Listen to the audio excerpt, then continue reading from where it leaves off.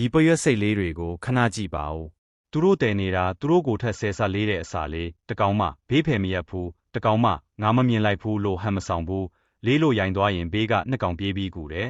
ဘာလို့လဲဆိုတော့သူတို့သိတယ်တကောင်ချောင်ကိုရင်ကြံတဲ့အတိုက်တစ်ခုလုံးငတ်မယ်ဆိုတာ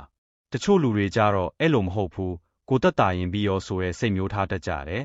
အလေးကြီးမှရတဲ့အခါခေါင်းငုံပြီးမတိချင်ရောင်ဆောင်တတ်တယ်မတက်ရက်ပြီးလောက်ရမဲ့အလုပ်မျိုးဆိုရင်ရှောင်ထွက်သွားပြီးဟိုရောင်ရောင်ဒီရောင်ရောင်လုံနေတတ်ကြတယ်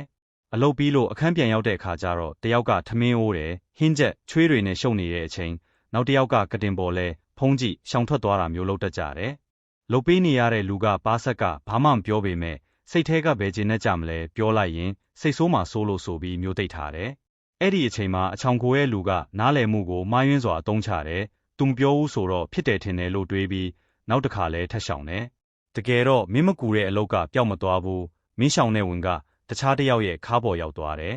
မင်းထိုင်နေတဲ့9မိနစ်အတွက်သူကမတ်တက်ရဲ့10မိနစ်ပိုခံရတယ်မင်းချက်မပြုတ်တဲ့တနက်အတွက်သူကဗိုက်စားတဲ့အပြင်စိတ်ပါပင်ပန်းသွားတယ်ပွေရွက်စိတ်တွေမှာခေါင်းဆောင်မရှိဘူးဆရာမရှိဘူးဒါပေမဲ့ဘယ်ကောင်မှတကောင်နဲ့လှုပ်ဆောင်မသွားဘူးဘာလို့လဲဆိုတော့သူတို့ကအတူရှင်တန်ရမယ်ဆိုတာသိလို့ပဲငါတို့လည်းအတူတူပဲအလုပ်ထဲမှာပဲဖြစ်ဖြစ်အခန်းထဲမှာပဲဖြစ်ဖြစ်တယောက်အချောင်ကိုယ်တိုင်းကြံတဲ့လူကနှစ်ဆပိုပင်ပန်းတယ်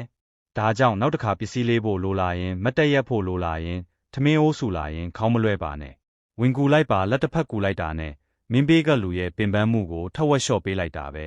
အချောင်မခိုပါနဲ့ဘာလို့လဲဆိုတော့မင်းရဲ့တက်တာမှုကတခြားတစ်ယောက်ရဲ့ဒုက္ခဖြစ်နေလို့ပဲ